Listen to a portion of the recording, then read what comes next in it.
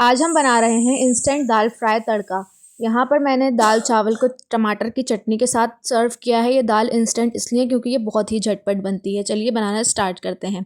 यहाँ पर मैंने 1 कप के करीब दाल को सोक कर दिया है। दूसरी तरफ हम रखेंगे प्रेशर कुकर और इसमें हाफ कुकर के करीब हमने पानी ले लिया है।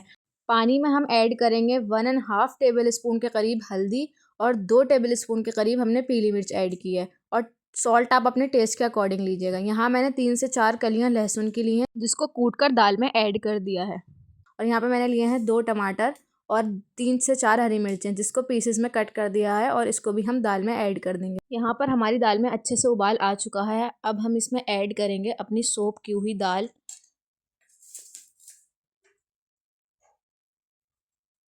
और यहाँ पर हमारी मज़ेदार सी दाल बनकर तैयार हो चुकी है। इसको गार्निश करिए धनिया से।